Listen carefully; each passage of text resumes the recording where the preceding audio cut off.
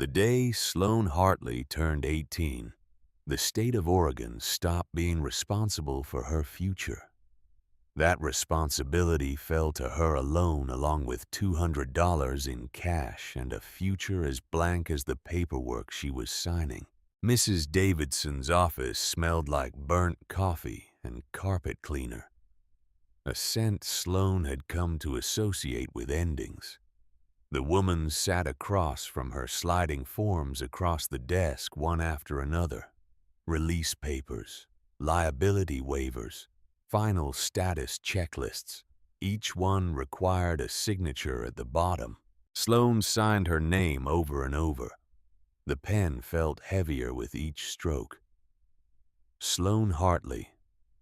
Sloane Hartley. Sloane Hartley. With every signature, she felt a piece of the last 10 years fall away. Not like a weight being lifted, but like a scaffold being kicked out from under her. This one confirms you've received your personal effects, Mrs. Davidson said, pushing forward another sheet. Sloane nodded and signed. She had stopped reading the forms an hour ago. What did it matter? The words all said the same thing. You're on your own now. Good luck. Try not to end up on the streets. Try not to become a statistic. Through the window behind Mrs. Davidson's desk, Sloane could see the parking lot of the Glenwood House for Transitional Youth. The building was a converted apartment complex, all beige siding and chain-link fencing. Two younger girls were shooting baskets at the rusty hoop near the fence. They were laughing about something, their voices distant and muffled through the glass. One of them was probably 13. The other maybe 15. They still had time. Years before, they'd be sitting in this same office, signing the same forms, facing the same uncertain future. Sloane wondered if they knew what was coming for them. The countdown clock that started the day you entered the system. Tick, tick, tick until 18, and then the door closed behind you. No more social workers, no more case managers, no more safety net, however threadbare it had been. There's one more thing, Mrs. Davidson said. She stood and walked to a filing cabinet in the corner. The metal drawer screeched as she pulled it open, the sound cutting through the quiet office like a knife. When she returned, she was carrying a cardboard box. It was the kind of box you'd use for storage, gray and institutional, with a strip of masking tape on the side. Someone had written on the tape in faded black marker, Hartley Garrett. Sloane stared at the name. Her father's name. A name she barely remembered saying out loud. A name that felt more like a story than a memory. These are your father's personal effects, Mrs. Davidson said, setting the box on the desk between them with a soft thud. Dust rose from the top in a small cloud. They've been in storage at the county annex for 10 years. We're required to turn them over to you upon your majority. Your majority. The phrase sounded ridiculous, grand, like she was ascending to some kind of throne instead of being handed $200 and a list of homeless shelters in the Portland area. Instead of walking out into a world that had no place for her. I didn't know there was a box, Sloane said quietly. Her voice sounded small in the beige room. Mrs. Davidson gave a small, tired shrug. The kind of shrug that said she'd seen 1,000 stories just like this one. And they all ended the same way. Kids aging out. Kids with nowhere to go. kids with boxes of ghosts and not much else. "No one's opened it," she said. "His landlord packed it up after the accident. It's mostly personal items. Books, I think. Papers. Nothing of monetary value. Nothing. The accident. That's what everyone called it. Garrett Hartley killed in a workplace accident on a construction site. A scaffolding collapse. A safety violation. An investigation that went nowhere. Sloan had been 8 years old. All she remembered of him now was a blur of images that might have been real or might have been invented by a child desperate to hold on to something. Strong hands lifting her up. The smell of sawdust and coffee. A flannel shirt that scratched her cheek when he hugged her. A deep voice reading her stories at bedtime. That was it. That was all she had left of the man who was supposed to be her father. "That's it?" Sloan asked. "This is everything." Mrs. Davidson pushed one final form across the desk. A receipt for the box. Proof that Sloan Hartley had claimed the last remaining evidence of Garrett Hartley's existence on this earth. Sloan signed her name for the last time. Sloan Hartley. The girl who came from nothing. The girl who was going nowhere. She was now the official owner of a box of ghosts. The last night at Glenwood House, the other girls threw Sloan a party. It wasn't much. A corner store cupcake with a bent candle stuck in the frosting. A chorus of off-key happy birthday sung by 7 girls ranging from 13 to 17. They meant well, and Sloan smiled and thanked them, but her mind wasn't in the common room with its peeling linoleum and fluorescent lights that buzzed like trapped insects. Her mind was on the box. It sat on the floor of her small white room like an unexploded bomb. Sloan had carried it upstairs hours ago, but hadn't opened it yet. She sat on the edge of her bed now, staring at it. The overhead light hummed its constant electrical song. Somewhere down the hall, a toilet flushed. In another room, someone was listening to music too loudly through cheap headphones. The ordinary sounds of a Thursday night in a place that had never been home. That could never be home. What was inside Bill's junk mail? Evidence of the rootless, transient life she'd been told he lived. A man who moved from job to job, never staying long enough to put down roots. A man with no family, no savings, no plan. A man who died and left his 8-year-old daughter to the mercy of the state. Or was there something else? Something that would prove he'd thought about her. That she'd mattered. That she'd been more than just a responsibility he couldn't handle.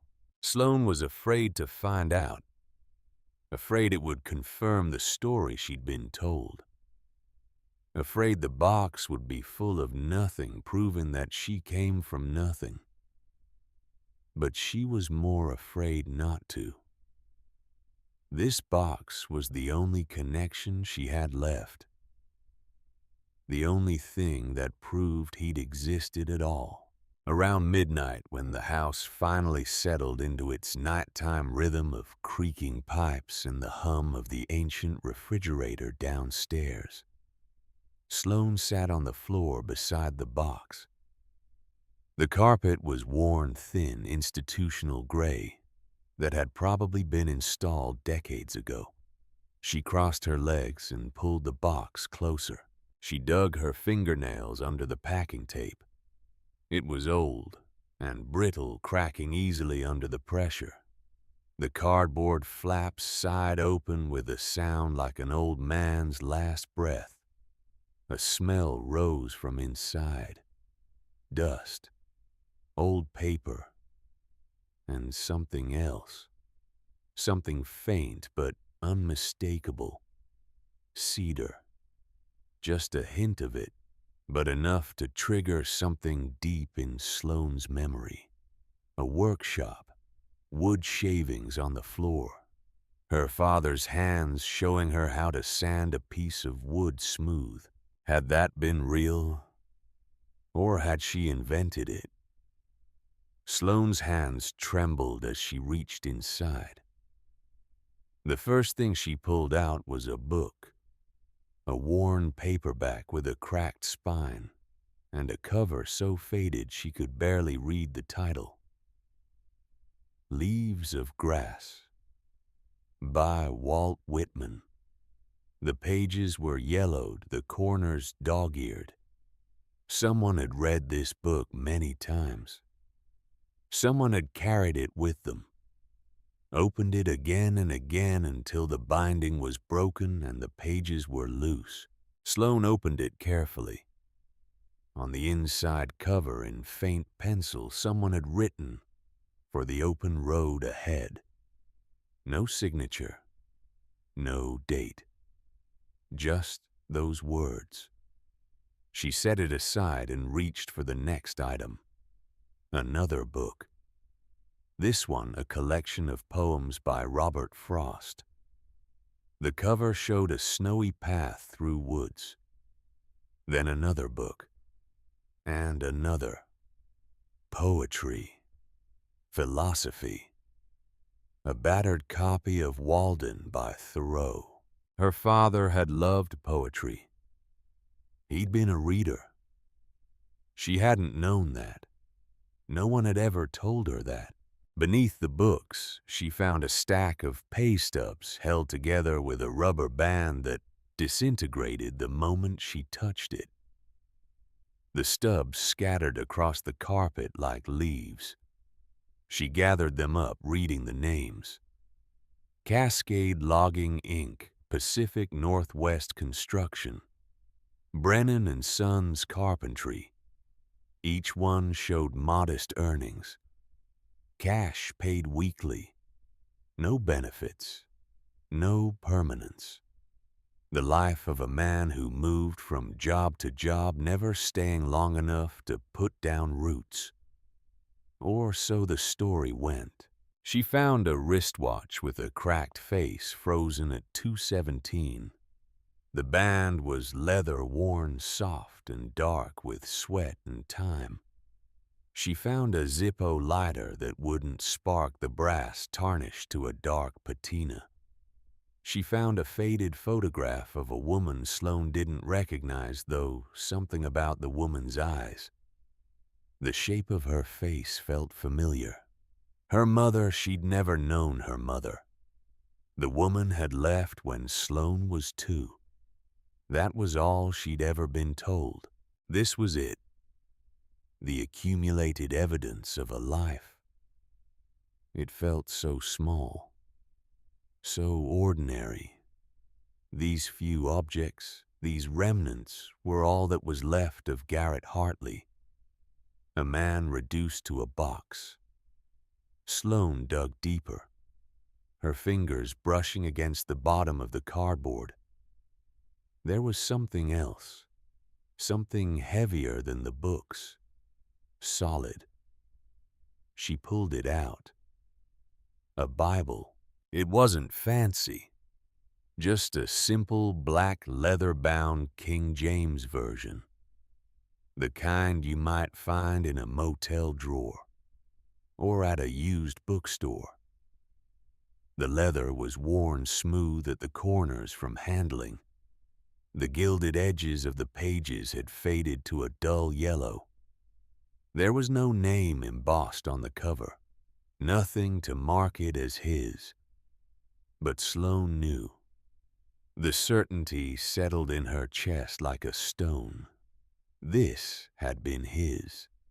This had mattered to him. She opened the cover with trembling hands.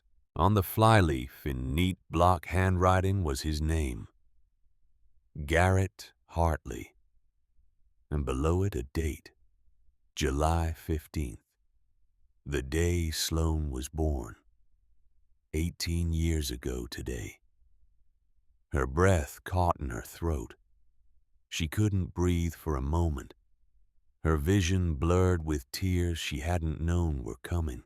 She traced the letters of his name with one finger. The ink was slightly faded, but still clear, still permanent. This was his handwriting. The first time she'd ever seen it. The only thing he'd ever written that she could touch, could hold. Sloan flipped through the pages. They were thin and delicate, covered in impossibly small print. The tissue paper pages crinkled under her fingers. She'd never known her father to be religious. She couldn't remember ever going to church with him. Couldn't remember prayers or grace before meals or any of the things that might suggest faith. So why a Bible? Why had he kept this? Why had he written her name in it? Then she saw it. Between the pages of Proverbs there was a bulge. Something folded inside. Something that made the thin pages spread apart just slightly. Sloane's heart began to pound. She could hear the blood rushing in her ears. Her hands shook as she worked the paper free, carefully, afraid it might tear. Afraid this fragile thing might disintegrate if she wasn't gentle enough. It was old paper, stiff and yellowed at the creases. She unfolded it slowly, inch by inch. It wasn't a letter. It wasn't a photograph. It was a legal document. At the top, in ornate official script, were the words, "Quitclaim Deed." Sloan stared at the words, trying to make sense of them. Her brain felt slow, stuck. She read them again. Quitclaim Deed. What did that mean? Below the header was a property description filled with language she didn't understand. References to sections and townships and ranges. Coordinates and bearings. Legal jargon that might as well have been a foreign language. Words like appurtenance and hereditament that she'd never seen before. But there was one thing she understood perfectly. One line that cut through the legal fog like a beam of light. Grantee Garrett Hartley, and below that an address.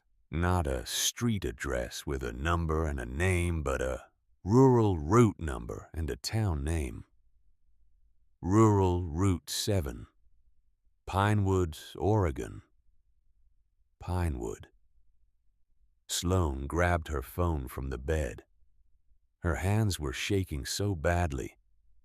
It took 3 tries to type the name into the search bar. The screen glowed in the dark room. The loading icon spun. The results loaded slowly, pixel by pixel. Pinewood, Oregon, an unincorporated community in the Cascade foothills. Population 237 in 2010.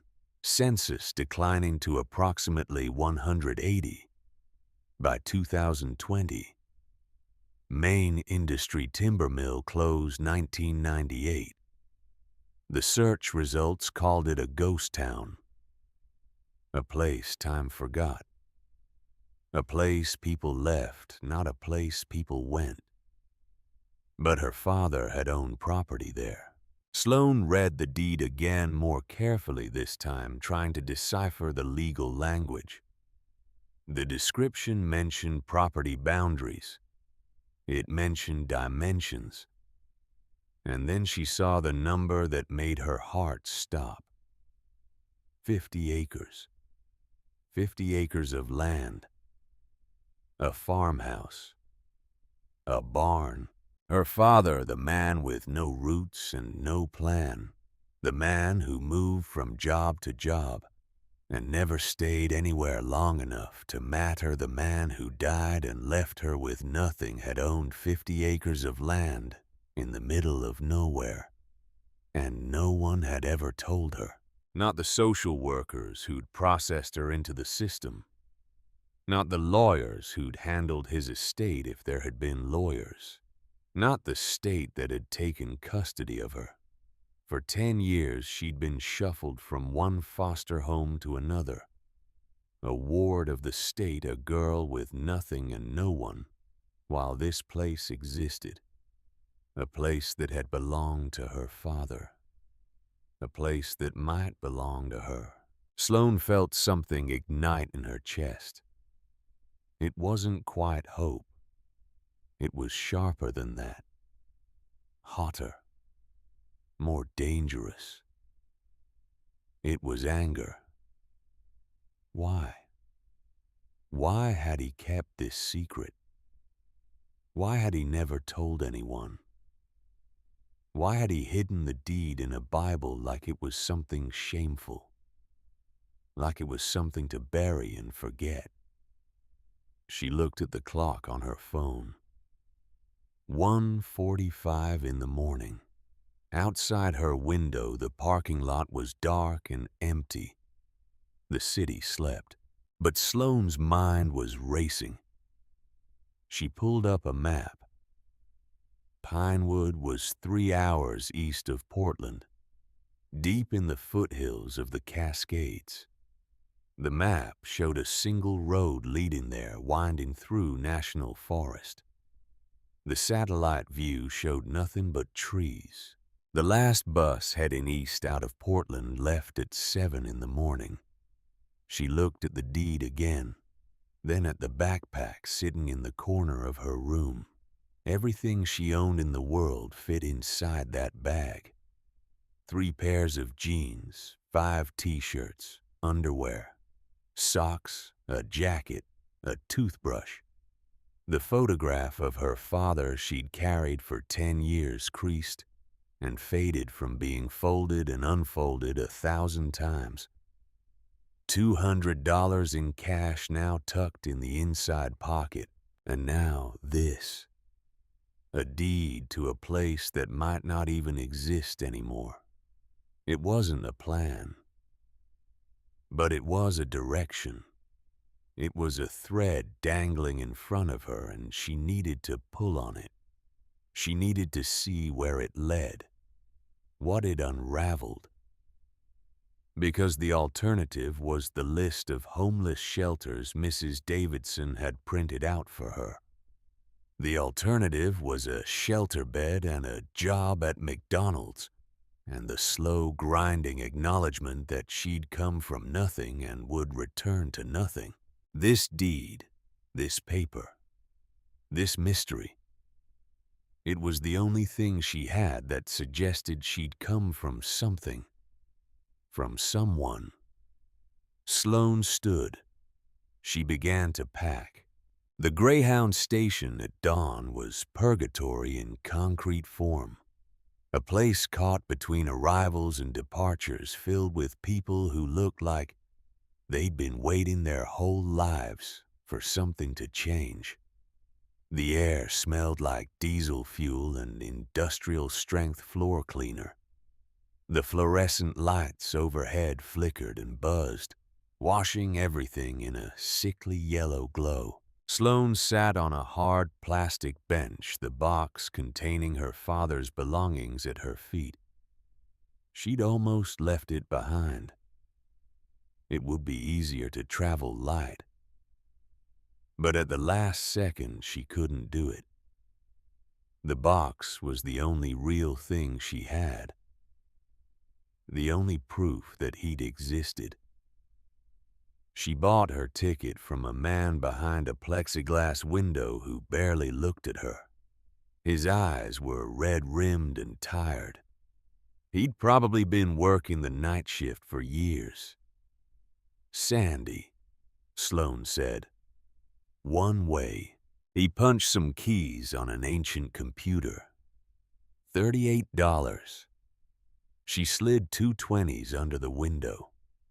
He gave her change and a ticket without a word. The closest the bus could take her was a town called Sandy. From there, she'd have to figure out the rest. Hitchhike, maybe. Walk if she had to. It was 12 miles from Sandy to Pinewood, according to the map. 12 miles wasn't impossible. Not much out that way, the man said, his voice gravelly from decades of cigarettes.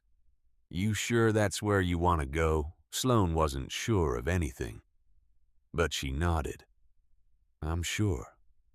He looked at her for a long moment, and she saw something in his eyes. Recognition, maybe. He'd seen 1,000 runaways. 1,000 kids with nowhere to go and nothing to their names. She was just another one. Bus leaves in 20 minutes. Gate 3. The bus was half empty. Sloane found a seat near the back and pressed her forehead against the window. The glass was cold and slightly greasy. The city slid past. Neighborhoods she recognized from her years in the system. The community center where she'd played basketball in middle school, trying to be normal, trying to fit in. The library where she'd spent countless afternoons hiding from the world in books, living other people's lives, because her own was too small, too painful. All of it falling away now. All of it disappearing into the past. The bus climbed east away from Portland, away from everything Sloane had ever known. The buildings grew shorter and then disappeared entirely. Subdivisions gave way to farmland. Farmland gave way to forest. The sky hung low and gray, heavy with the promise of rain that never quite fell. Sloane kept her hand in her jacket pocket, her fingers wrapped around the folded deed. The paper was warm from her touch, soft from being handled. It was real. The paper was real. The words were real. But what about the place itself? What if the farmhouse was gone? What if it had burned down or collapsed? What if it had been sold off years ago for back taxes? What if some stranger lived there now, sleeping in her father's house, walking on his land? What if this was just another way to be disappointed by a father she barely remembered? The questions circled in her mind like vultures, but she didn't have answers. She only had the thread, and she had to follow it. She had to know. The bus made its first stop in a town called Gresham. A handful of passengers got off. A few got on. An elderly couple. A man in work clothes who smelled like motor oil. A young mother with two small children who couldn't sit still. Sloane didn't move. She watched the landscape change through the window. The trees grew taller. Douglas fir and western hemlock reaching toward the gray sky. The spaces between towns grew longer. More forest. Less civilization. The rain started light at first, then harder, streaking the glass and turning the world outside into a watercolor blur of green and gray. Hours passed. Sloane dozed fitfully, her head bouncing against the window with every bump in the road. She dreamed of her father's face, but she couldn't see it clearly. It was always out of focus, always just out of reach.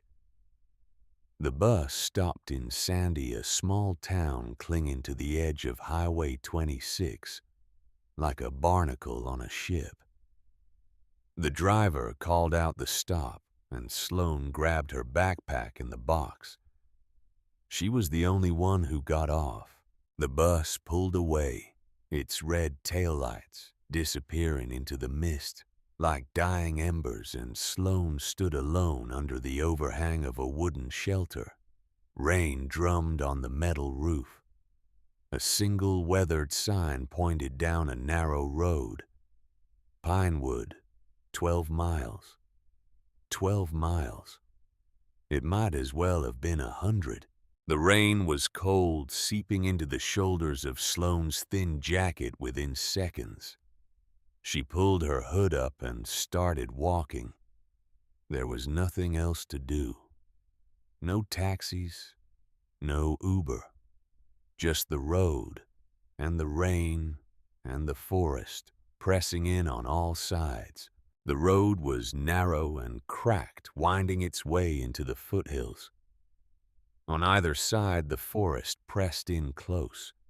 Douglas fir and western hemlock, their branches heavy with rain dripping constantly.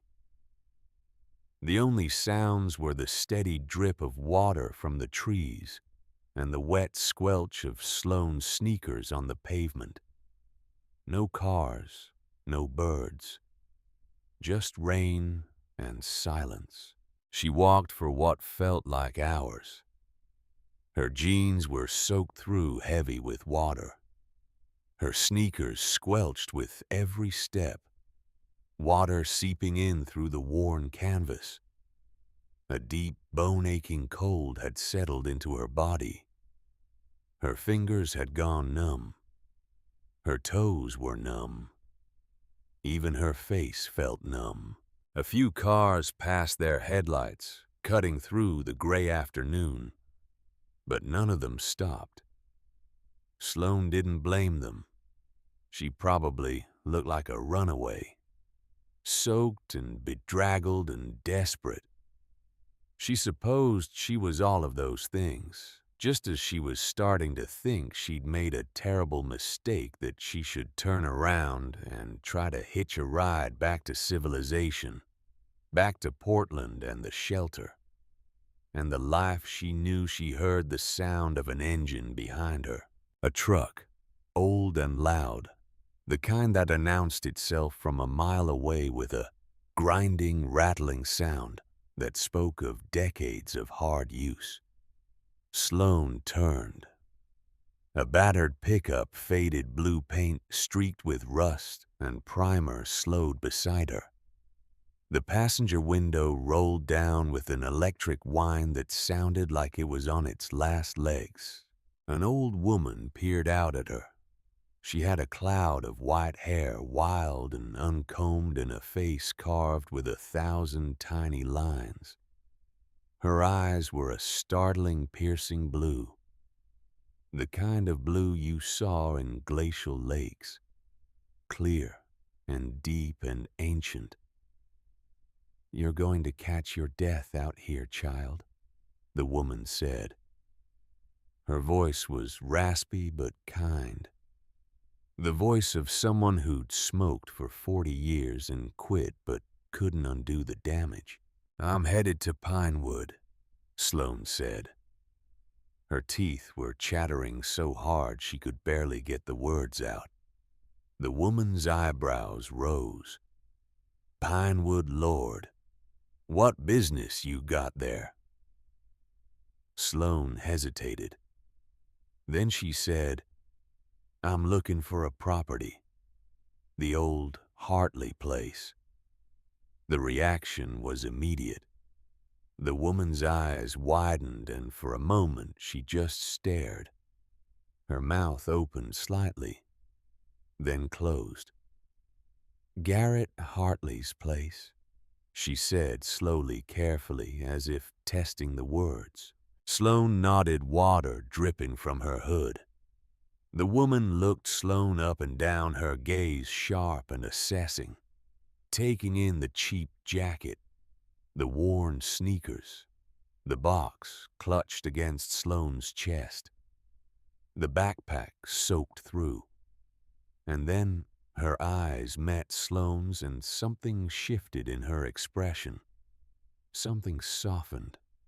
Something that might have been recognition. "Lord, have mercy," she said quietly. "Get in." Sloane didn't hesitate. She threw her backpack and the box into the truck bed, where they landed with a wet thud among some bags of chicken feed and coiled rope, and climbed into the warm cab. The heat hit her like a wall. The cab smelled like hay and wet dog and coffee. A wool blanket was draped over the bench seat. The heater was running full blast, blowing hot air that felt like heaven against Sloane's frozen face. "I'm Iris," the woman said, pulling back onto the road. "Iris Calloway." "Sloane," she said. "Sloane Hartley." Iris glanced at her, those blue eyes sharp. She studied Sloane's face for a long moment. Then she said, so quietly, Sloane almost didn't hear it over the rattle of the truck, "I know who you are. You've got your father's eyes." The words hit Sloane like a physical blow. She turned to stare at Iris, but the old woman was focused on the road now, her weathered hands steady on the wheel. "You knew him?" Sloane asked. Her voice came out smaller than she intended. "Everyone in Pinewood knew Garrett," Iris said. "Not well, mind you. He kept to himself mostly. But he was a good man, a quiet man, worked hard, helped folks when they needed it." Sloane wanted to ask more. 100 questions crowded her throat. What was he like? What did he do? Why did he leave? Why did he die? Why didn't he tell anyone about me? But she didn't know where to start. And Iris didn't seem inclined to say more. They drove in silence for a while. The only sounds were the rattle of the old truck, the swish of the windshield wipers, and the drumming of rain on the roof. The road turned from crumbling asphalt to gravel. They passed a few houses, lights glowing in the windows against the gloomy afternoon. Warm, welcoming lights that spoke of families and dinners and lives being lived. Then nothing. Just trees and more trees, and the steady rhythm of the windshield wipers fighting a losing battle against the rain. Finally, Iris slowed the truck and pointed. "There," she said, "end of the lane." Sloane looked. At first, she didn't see anything, just a gap in the trees. 2 rotting wooden posts that might have once held a gate now leaning at drunken angles. A dirt track disappearing into a thicket of overgrown blackberry bushes and ferns that had reclaimed what must have once been a driveway. "You sure you want to be here?" Iris asked gently. There was concern in her voice. And something else. Sadness, maybe. Sloane looked down at the deed still clutched in her hand. The paper was damp now, the ink slightly smeared. Then she looked at the dark, uninviting lane. "I have to be," she said. Iris nodded slowly, a kind of sad understanding on her weathered face. She reached into the glove compartment and pulled out a heavy flashlight. The kind that took 4D batteries and could double as a weapon. "Take this," she said. "Power's been off for years." She scribbled something on a scrap of paper torn from a receipt. A phone number in shaky handwriting. "You call me if you need anything," Iris said. "I'm just a mile back. Anything at all. Day or night." you hear me." Sloane took the flashlight and the number. Her fingers were still numb clumsy. "Thank you," she said. Her voice was barely a whisper.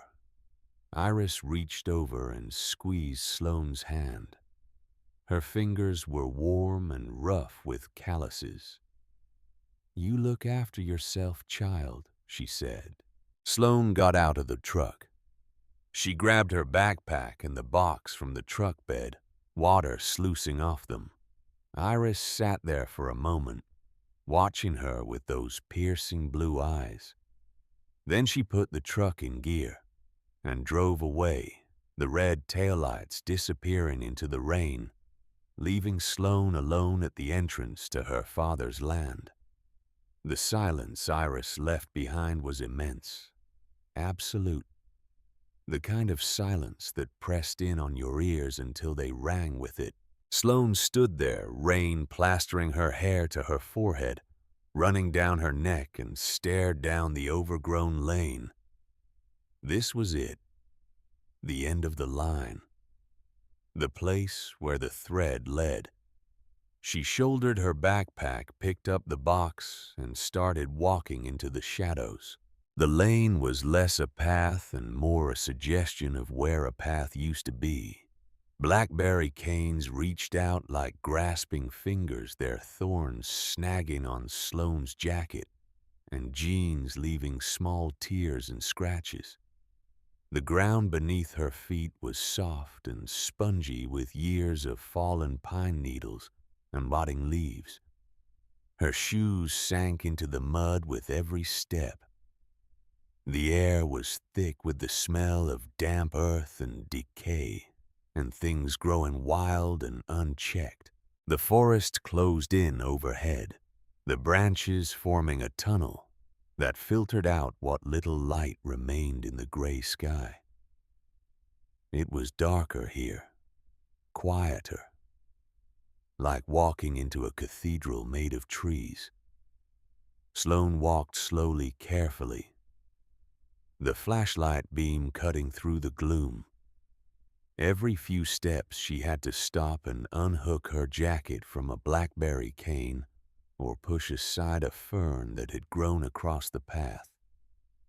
After about 100 yards, the lane opened into a clearing, and there it was, the house.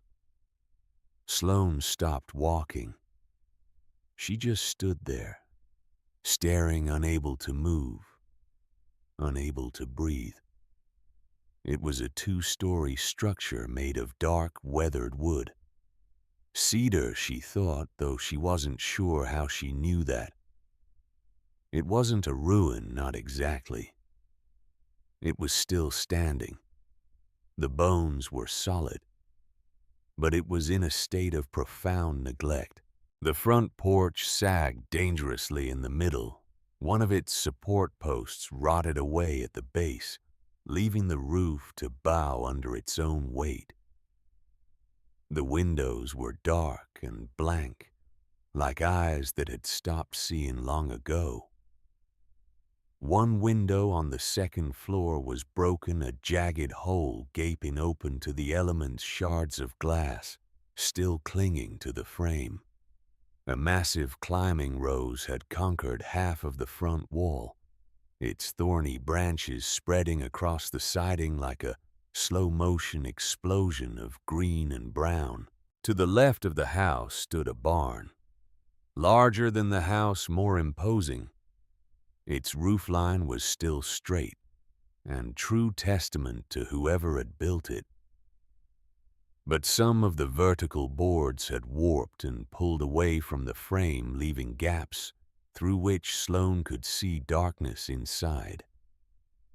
The whole scene was one of slow, patient decay, nature reclaiming what it had lost, time asserting itself over the works of man. It was heartbreaking, and it was beautiful in a strange, sad way, like a monument to something that had mattered once, like ruins of a forgotten civilization. This was her father's house. This was the place he'd built, the place he'd hidden from the world, the place he'd never told anyone about. Sloane walked up the 3 steps to the porch, testing each one before putting her full weight on it. The wood groaned and creaked but held. The front door was solid oak painted a dark green that was now peeling away in long strips like old skin.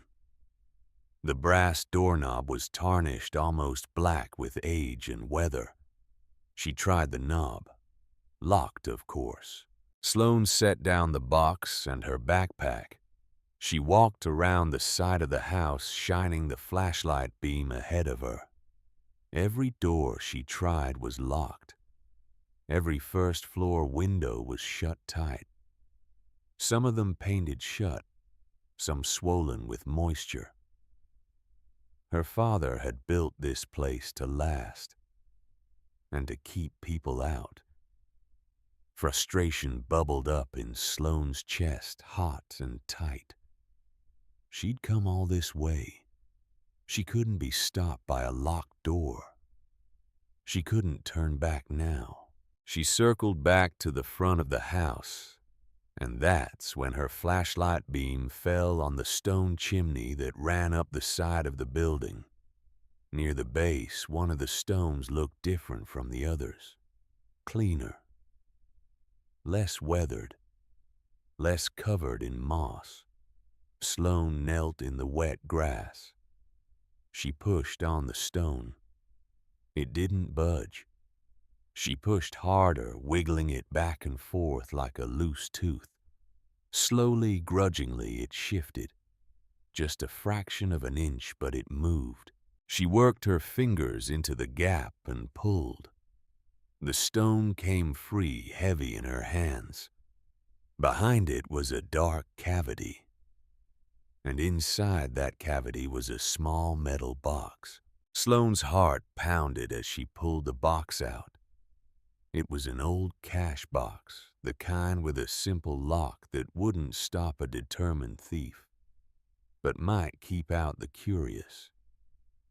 She didn't need a key for this one.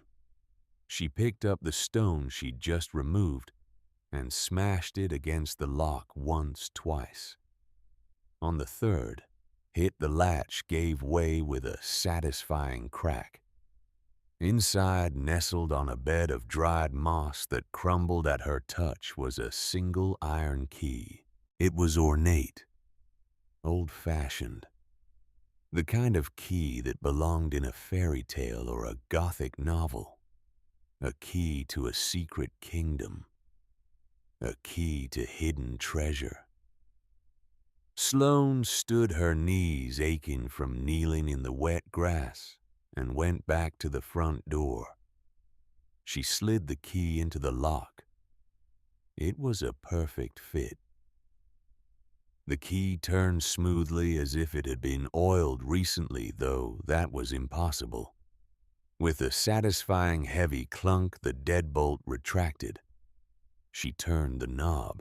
The door swung inward on protesting hinges that groaned like a dying animal.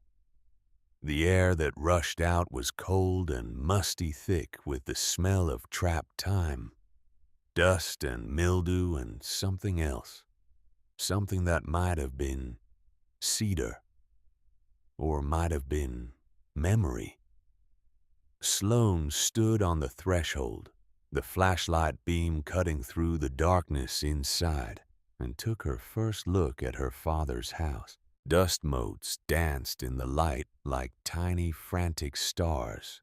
Everything was covered in a thick, uniform layer of gray dust. It coated every surface like snow.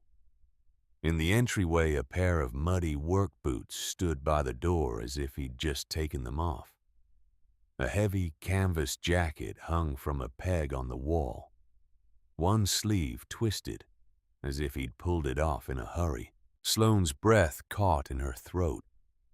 She could almost see him, standing here, taking off his boots, hanging up his jacket. coming home after a long day of work. Straight ahead was a staircase leading to the second floor. To her right was the living room. She stepped inside, her footsteps echoing in the profound silence. The furniture was draped in white sheets, ghostly shapes in the beam of the flashlight.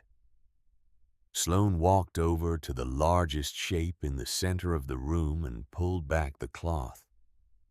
A cloud of dust billowed up, making her cough, the particles dancing in the flashlight beam. Beneath was a simple, sturdy-looking sofa, handmade from the look of it. The joints were dovetailed, the wood carefully sanded and finished. This wasn't cheap furniture from a store. This was furniture someone had built with their hands. She uncovered an armchair, a coffee table, all of it handmade, all of it solid and well built. The work of someone who knew what they were doing. On the far wall was a massive stone fireplace, big enough to stand in. The stones were still black with soot. She could smell the faint ghost of old fires. To the left was the kitchen. Sloane shone her light around. A kettle sat on the stove covered in dust.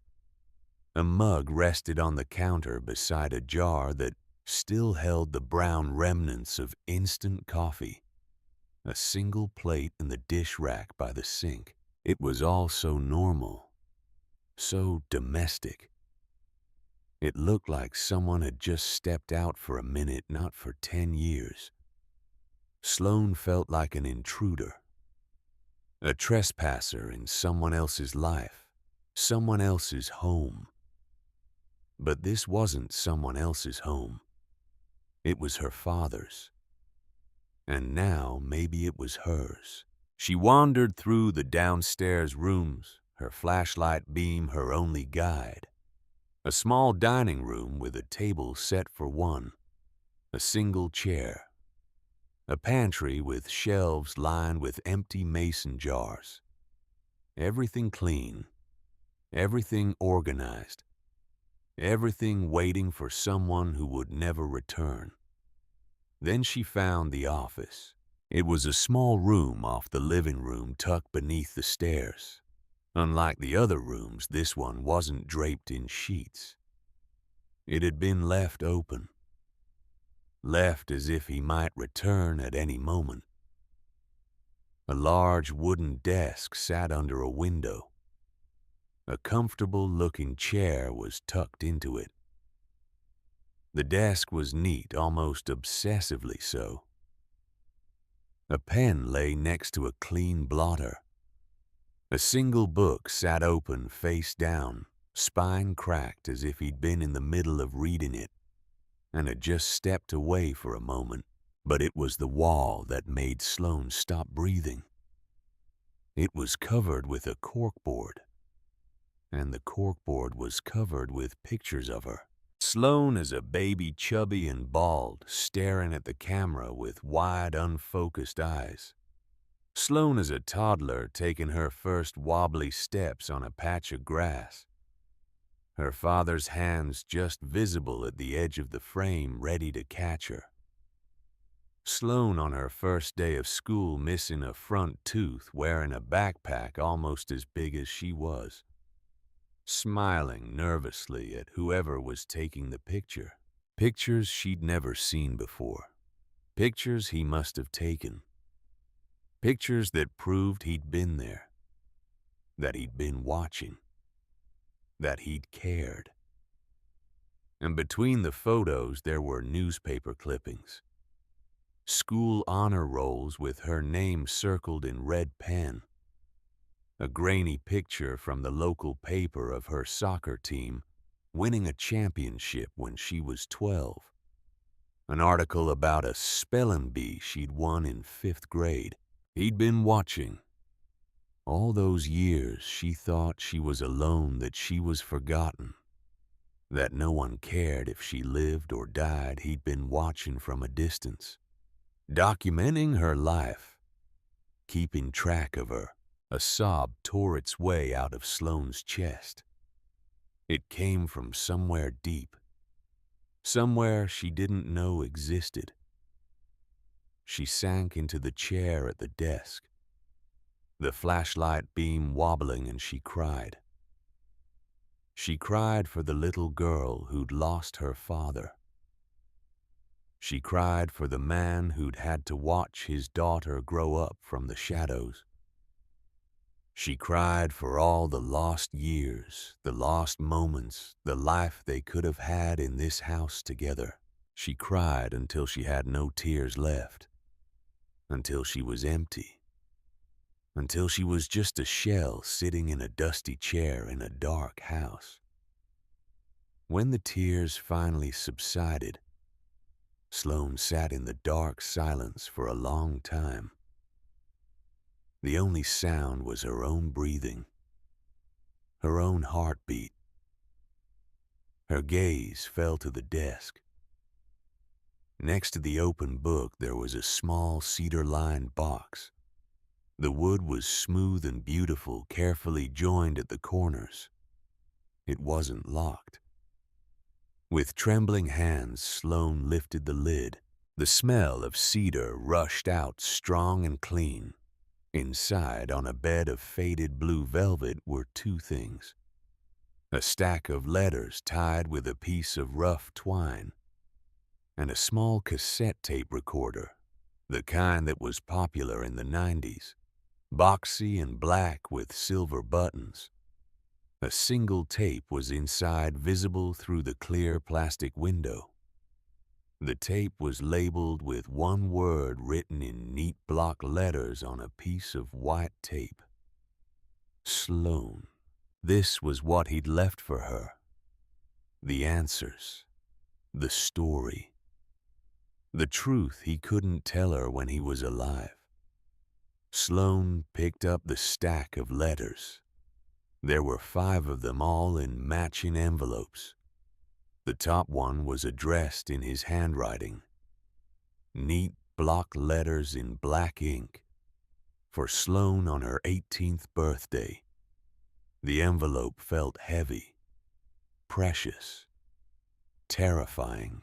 She used her thumbnail to slit it open, afraid of tearing it. Afraid of damaging this fragile thing that had waited 10 years for her to find it. Inside was a single sheet of paper, folded twice. The letter was dated 2 weeks before his death.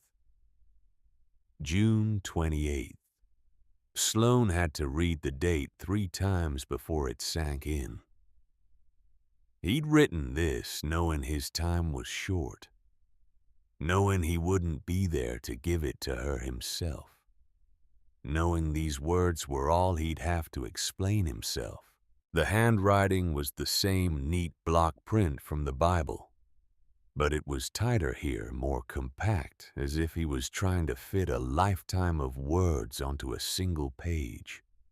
My dearest Sloane, it began. No one had ever called her dearest in her entire life. The word made her throat tighten all over again. If you are reading this, it means 2 things. First, it means I am gone. And for that, my girl, I am more sorry than words can ever say. The thought of leaving you alone in this world is the only thing that has ever truly scared me. I have faced dangerous men. I have faced impossible odds. But the thought of you growing up without me terrifies me more than anything else ever has. Second, it means you have found your way home. And that, Sloane, gives me a peace I cannot describe. You were always a clever girl. Even when you were small, you could figure out puzzles that stumped children twice your age. I knew you would solve this one. I knew you would find the thread and follow it. home. He called this place home. Her home. Sloane looked around the dusty office at the pictures of her childhood pinned to the corkboard. Maybe it was. Maybe home wasn't something you were given. Maybe it was something you had to find. Something you had to fight for. She kept reading. I know you must have questions. The story you were told about me is a simple one. A man who lived and died without leaving much of a mark. A drifter. A laborer. Someone who couldn't hold down a job or build a life. It was important for a time that the world believed that story. It was the only way I could keep you safe. But it's not the whole truth.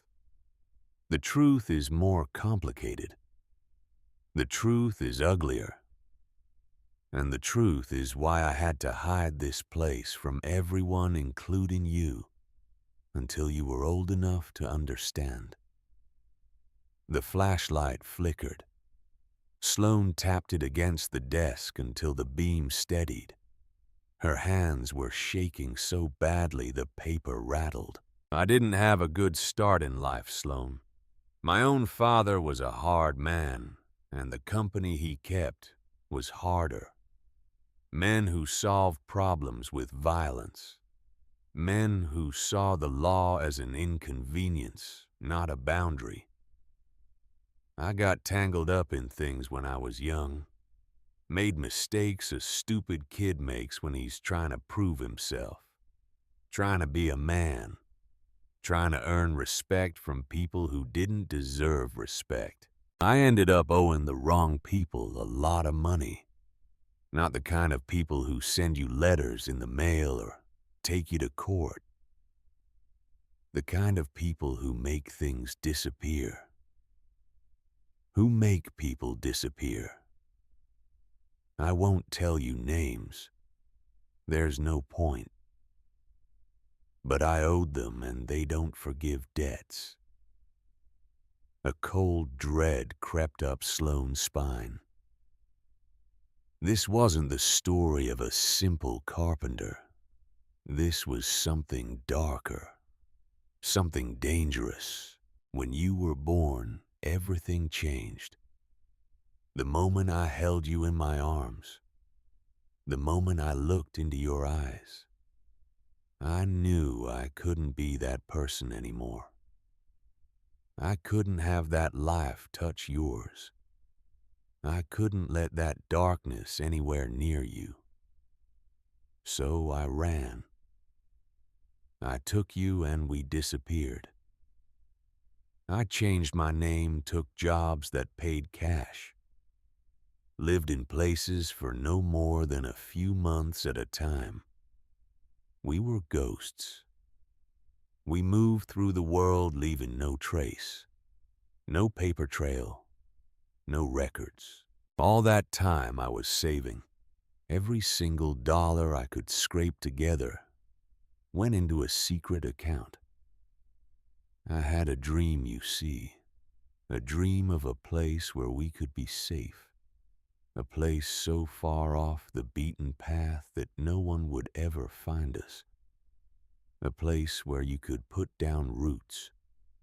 Where you could have a real childhood. A real life.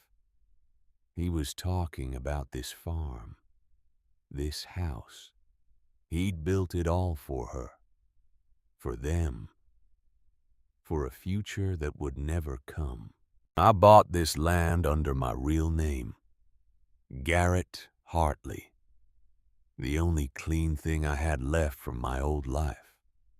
The one thing that couldn't be traced back to the man I'd become. I built this house with my own 2 hands on weekends and vacations I told my bosses I was taking to visit family I didn't have. It was my secret project.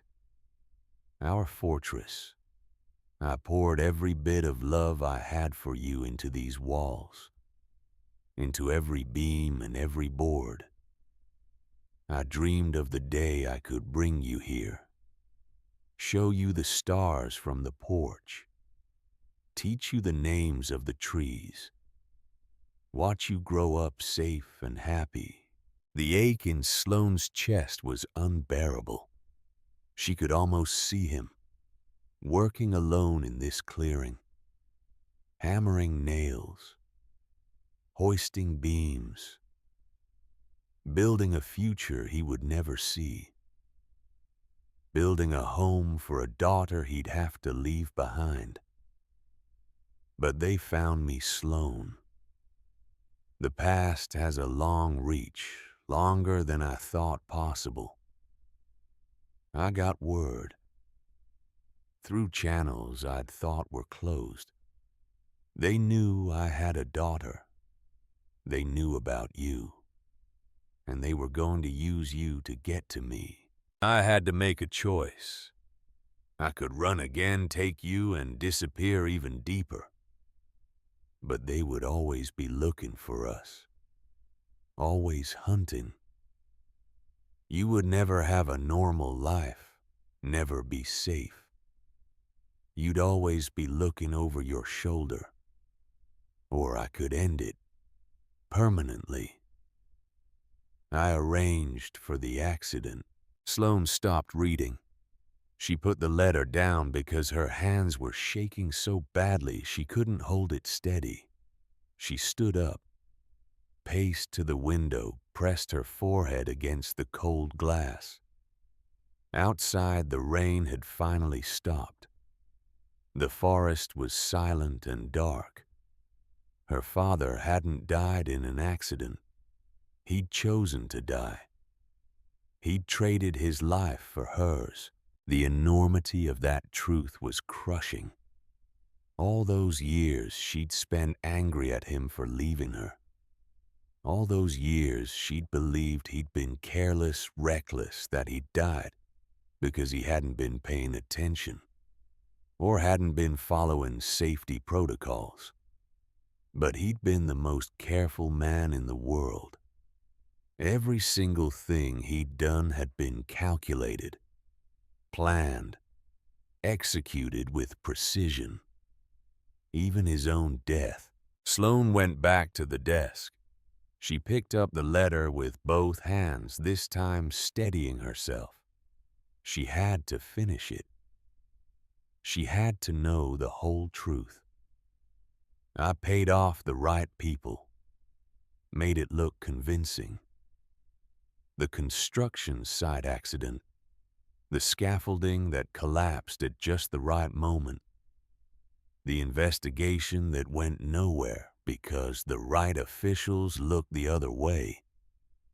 I made a deal to settle the debt, a final one-time payment. It cost me every penny I had saved, and it cost me my life. It was the only way I could think of to sever the connection between my past and your future. They wanted their money and their revenge. I gave them both. But I made sure the price was final. That once I was gone, you were free. That they had no reason to ever look for you. That you could live your life without that shadow hanging over you. The only thing I couldn't part with was this land, this house, the dream I'd built for us. I had to trust the system to take care of you until you were old enough to take care of yourself. That was the hardest thing I've ever had to do. Trusting strangers with the most precious thing in my world. Knowing I couldn't be there to protect you. Knowing you'd grow up thinking I'd abandoned you. But I also had to trust you. I had to trust that one day you would be strong enough and smart enough to handle the truth. I set it up so the box with the Bible would be released to you on your 18th birthday. I hoped you'd find the deed. I hoped you'd be brave enough to come looking. And here you are.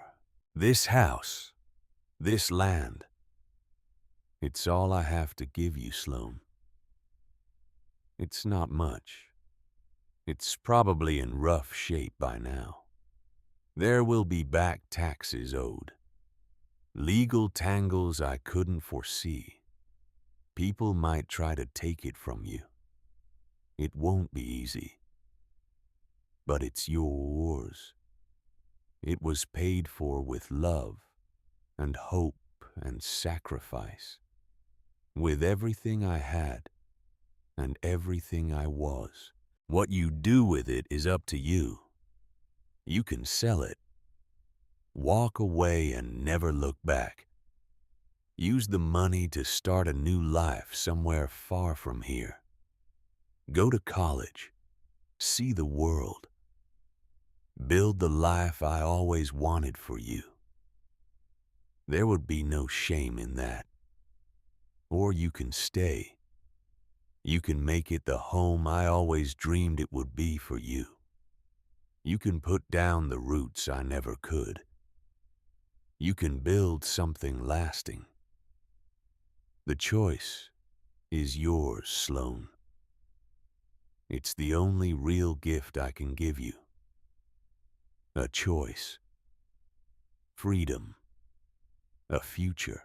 The letter ended with the final line that broke what was left of Sloane's heart into pieces so small they could never be put back together. Whatever you decide, know that I have loved you every second of every day. That you have been my reason for breathing. That every sacrifice was worth it if it meant you could be free. Be happy, my Sloan. Be brave. Live the life I couldn't give you. Your father, Garrett. Sloan folded the letter carefully as if it were made of glass. She put it back in the envelope and placed it on the desk. Then she sat there in the dark, in the silence, surrounded by the ghost of a man who had loved her enough to die for her. The silence in the room was no longer empty. It was filled with his presence, his voice, his love, his sacrifice. Sloan looked at the cassette recorder sitting in the cedar box. She knew with absolute certainty that his voice was on that tape. His actual voice. The voice she could barely remember. The voice that had read her stories when she was small. The voice that had sung her lullabies. The voice she'd been searching for in her dreams for 10 years. She wanted to hear it, desperately. Wanted it more than she'd ever wanted anything, but not yet. She wasn't ready. The letter had hollowed her out, left her empty and raw. If she heard his voice now, she'd shatter completely. She'd break into pieces that could never be put back together. Instead, Sloan stood up. She was exhausted, emotionally scoured. Her clothes were still damp from the rain, and she was shivering despite the strange warmth that was slowly building inside her chest. The warmth of knowing. The warmth of being seen. Of being loved. She stumbled out of the office and into the living room.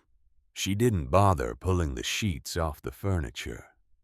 She just collapsed onto the dusty sofa, pulled her knees to her chest, and stared into the darkness. He hadn't abandoned her. He had saved her. The story she'd carried for 10 years. The story of being the unwanted daughter of a man who couldn't be bothered to stick around was a lie. A necessary lie, but a lie nonetheless. The truth was so much more painful and so much more beautiful. He had given her a choice, sell or stay, the easy path or the hard one. walk away or fight for it. For the first time in her life, Sloane had agency. She had power. She had a decision to make. And she had absolutely no idea what to do with it. She must have fallen asleep on the sofa, because when she opened her eyes, pale gray light was filtering through the grimy windows. Morning had come while she slept. Her body ached from sleeping in her damp clothes on the old couch. Her mouth was dry, tasting like dust and stale air. Her stomach was a hollow, gnawing emptiness. For a moment, Sloane didn't remember where she was. Then it all came rushing back in a flood. The house, the letter, the truth about her father's death, the choice he'd given her. She sat up slowly. Every muscle in her body protested. The room looked different in the daylight. Still dusty, still abandoned, but less like a tomb and more like something that could be brought back to life. Light streamed through the dirty windows, illuminating thousands of dust motes floating in the air like tiny galaxies. Sloane stood and walked to the window. Through the dirt-streaked glass, she could see the clearing. The barn standing solid despite its age. The forest beyond green and alive. The sky was overcast, but lighter than yesterday. The rain had stopped, leaving everything clean and fresh. She needed water, food, a plan. The temptation to run was strong, overwhelming even. To walk back down that overgrown lane hitch, a ride to Portland, find Mrs. Davidson and beg for a spot in one of those shelters. Return to the familiar misery, the predictable grayness, the life she knew however awful it was. That was the sell option. Just walk away. Take the easy path. Forget this place existed.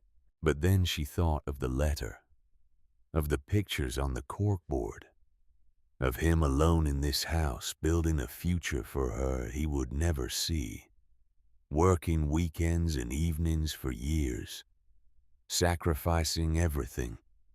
Walking away felt like a betrayal, like saying his love wasn't worth the trouble, like saying his sacrifice meant nothing.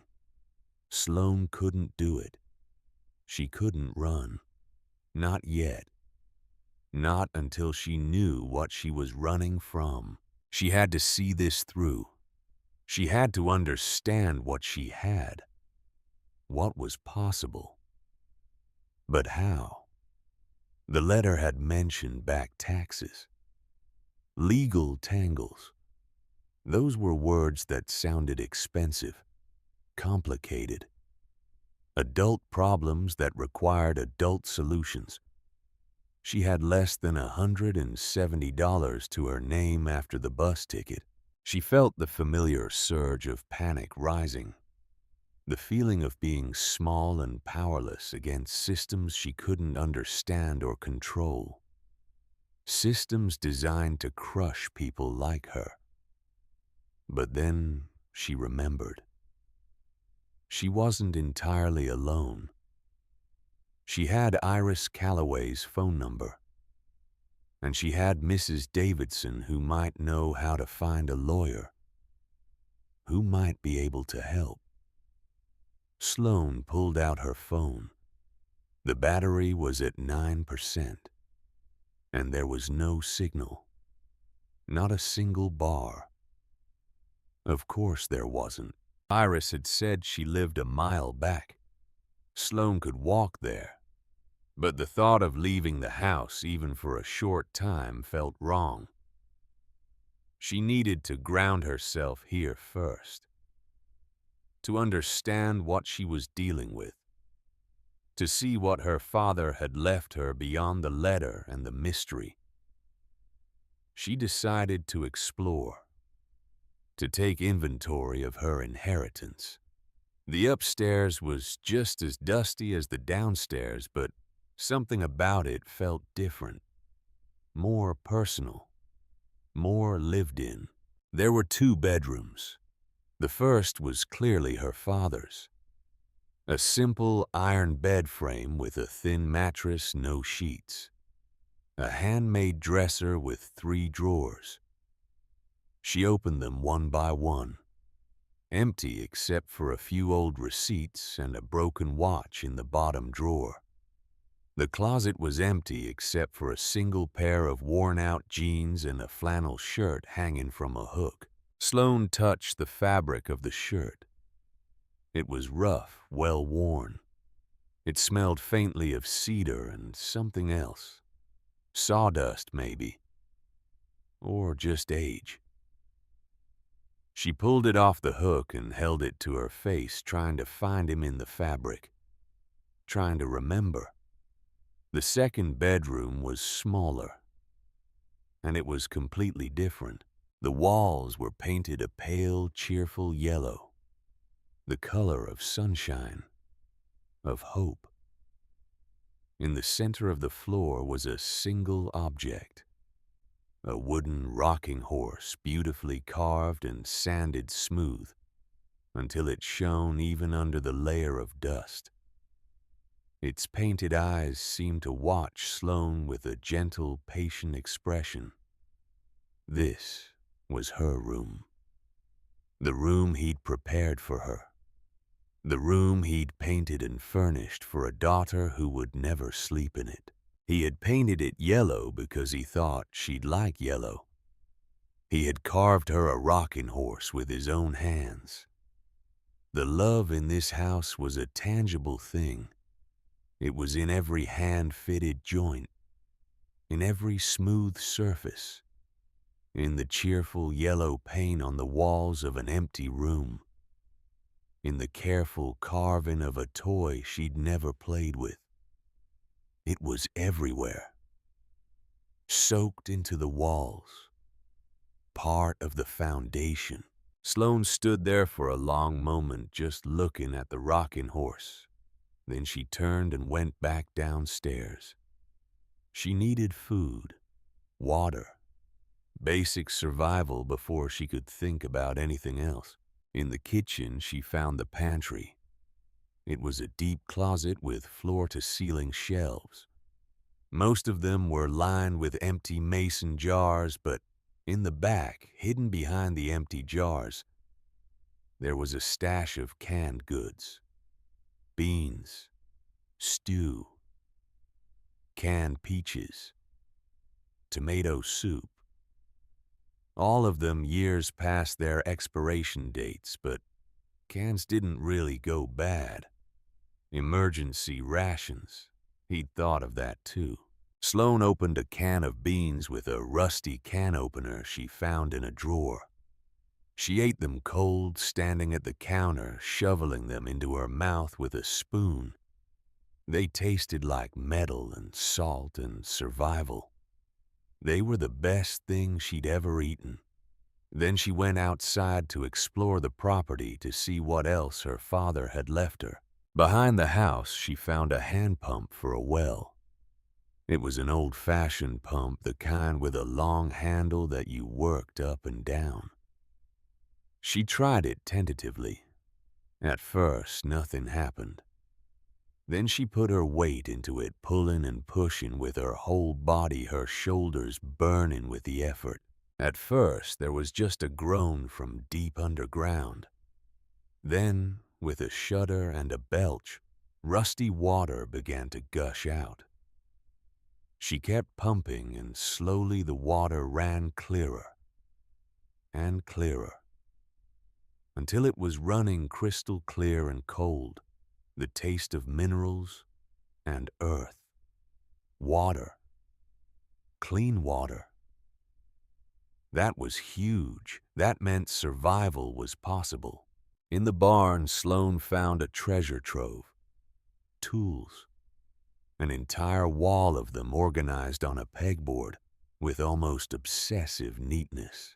each tool outlined in marker so you could see where it belonged. Saws, hammers, drills, wrenches, screwdrivers, levels, squares, everything labeled and in its place, the tools of a craftsman, a builder. There was a generator in the corner covered in dust and cobwebs, probably out of gas and long past working.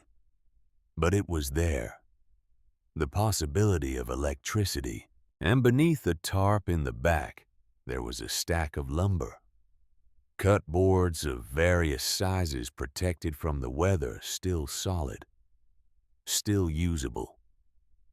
He had left her everything she would need. Not just a house, but the tools to fix it, the materials to rebuild it, the means to make it whole again. As Sloane was exploring the darker corners of the barn, her flashlight beam fell on something that didn't belong, something that made her heart race.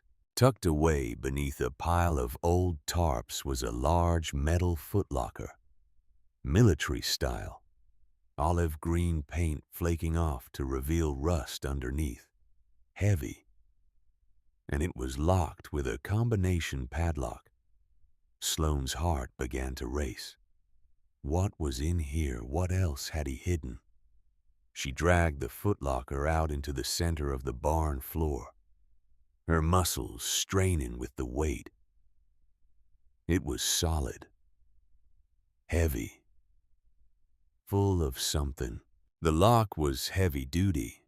She could try to smash it, but she'd more likely break her hand or damage whatever was inside than actually get it open. Then she remembered. The Bible. The deed had been hidden in Proverbs. Was it random, or was it a clue? A message. Sloane ran back to the house, her shoes squelching in the mud. She grabbed the Bible from the office and brought it outside, into the better light of the barn. She flipped through the pages looking for anything. A note, a code, a hint. Numbers written in the margins. Passages underlined. Nothing. She was about to give up, to accept that sometimes coincidences were just coincidences, when she noticed something on the flyleaf. Something she'd missed before. Where her father had written his name and her birth date, there were 3 tiny pinpricks in the paper, so small she'd almost missed them. She held the page up to the light streaming through the barn door. The pinpricks were under 3 specific numbers in her birth date. Under the 7, under the 1, under the 5. July 15th, 715. 715. It was a long shot, a crazy movie plot long shot. But it was all she had. Sloane went back to the footlocker. She knelt beside it, her heart pounding so hard she could hear it in her ears. With trembling fingers, she dialed the numbers into the lock. 715. She pulled on the shackle, expecting nothing, expecting it to stay locked, expecting disappointment. It clicked open. Sloane stared at the open lock for a full second, unable to believe it. Then a laugh bubbled up in her throat, half hysterical, half joyful. He'd left her a trail, a puzzle only she could solve, breadcrumbs leading her home. She took a deep breath and lifted the heavy lid of the footlocker. She wasn't sure what she'd expected. Money, maybe. Weapons. Something dangerous. something from his criminal past that would explain everything and terrify her. What she found was far more surprising. The footlocker was filled to the brim with books, but not the worn poetry collections from the box at Glenwood. These were textbooks, thick, serious volumes with titles printed in bold letters on their spines. Agricultural science principles and practice, crop rotation for small farms, soil management and conservation, animal husbandry basics, small-scale forestry, organic farming techniques, and beneath those more books, home plumbing repair, electrical wiring for homeowners, carpentry fundamentals, masonry and stonework, roofing and siding installation. Every practical skill a person would need to build and maintain a homestead, to live off the land, to be self-sufficient. He'd studied, he'd researched, he'd prepared. On top of the books was an envelope, her name on the front in his handwriting. And inside the envelope was another letter. Sloane's hands shook as she unfolded it. My Sloane, if you're reading this, you've decided to stay. I knew you would. You have my stubbornness, my refusal to give up when things get hard. You also have my hope, the thing that kept me going through the darkest times, the belief that things could be better, that a better life was possible. I never had the chance to be a farmer, to work this land the way I dreamed. But I studied. I learned everything I could. I wanted to do this right. I wanted to give you the knowledge I never had, the foundation to build on. All my research is in this box. This is how you build a life here. This is the manual for your home. These books are your inheritance as much as the land itself. Use it. Learn from my dreams. Build something better than I could have built. And one more thing. Look under the floorboards in your room. Under the rocking horse. There's one last piece of the puzzle. The part that will let you fight for this place when the fight comes. And it will come, Sloane. People will try to take this from you. Be ready. I love you, Dad. Sloane sat back on her heels, overwhelmed. She looked around the barn at the tools, the lumber, the generator, at the books now spilling out of the footlocker. Agricultural science, carpentry, plumbing, electrical work. He hadn't just left her a house. He'd left her a complete education, a blueprint for survival, for more than survival, for thriving, for building a real life. This wasn't just a place. It was a legacy, a mission, a purpose. And she was going to fight for it. Sloane carried 3 of the notebooks back to the house. They were spiral-bound composition books, the kind you'd buy at any drugstore, but the information inside them was priceless. They were labeled in her father's neat handwriting across the covers. Building log, the land, skills for Sloane. She sat at the desk in the office and opened the first one. Building log. The first entry was dated 20 years ago, before she was born. Day 1, March 15th. Clear the site today. Marked out the foundation with stakes and string. The ground is good here, level, well drained, slightly elevated so it won't flood in spring. This is where Sloane will have her home. This is where she'll be safe. 20 years. He'd been planning this for 20 years, since before she existed. Since he was just a young man with a dream and a debt he couldn't pay. Sloane turned the pages.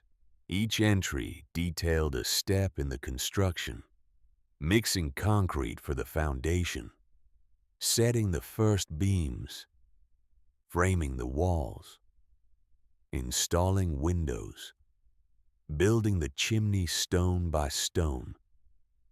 The entries were methodical, precise, but between the technical details there were glimpses of something else, something deeper. Year 2 spring. Finished the framing on Sloane's room today. Painted it yellow. She's 3 years old now. I watched her at the playground yesterday. She was laughing. I wonder what color she'll want when she's older. I hope she likes yellow. I hope she likes everything about this place. I hope I get to see her face when she sees it for the first time. Year 3 fall. Carved a rocking horse from a piece of cedar I've been saving. Sanded it smooth. Painted the eyes brown because her eyes are brown. I imagine her riding it laughing. I imagine her being happy here. I imagine everything being okay. Year 6 summer. Installed the windows today. The house is starting to look like a home. Sloane is 8 now, growing so fast. I watch her from a distance when I can. She's so smart, so brave. She doesn't know I'm there. That's how it has to be. But God, it's hard. It's the hardest thing I've ever done. Sloane's vision blurred. She had to stop reading and press the heels of her hands against her eyes, trying to hold back the tears. He'd been building this house slowly over years, stealing time on weekends, working alone in the clearing, all while watching her grow up from the shadows, documenting her life in photographs, keeping track of her achievements, loving her from a distance because being close would have put her in danger. She opened the second notebook. The land. This one was filled with observations. Soil samples he'd taken and tested. Notes on drainage patterns during different seasons. Sketches of where different crops might grow best. A hand-drawn map of the property with detailed notations. Eagle nest in the tallest fir on the western boundary. Been there at least 10 years. Same pair returns every spring. Beautiful to watch. Creek runs strong in spring, low in late summer. Never completely dry. Good water source for animals. Wild strawberry patch near the old logging road east side. Sloane's mother loved wild strawberries. I plant more every year. For her. For Sloane. Best sun exposure on south side of clearing. Good for vegetables. Soil is slightly acidic. Will need lime for some crops. He'd studied this land. Learned it. Prepared it. Not just for himself, but for her. For a daughter who might never come here. The third notebook was labeled Skills for Sloane. Sloane opened it and found herself looking at detailed illustrated instructions. Her father had drawn diagrams. Step-by-step guides, how to fix a leaky pipe, how to wire a light fixture, how to patch a roof, how to sharpen a saw, how to read the weather, how to start a fire in wet conditions, how to preserve food, how to do everything necessary to survive and thrive in this place. Each entry was written as if he were talking directly to her. Sloan, when you fix a pipe, you want to make sure the threads are clean first.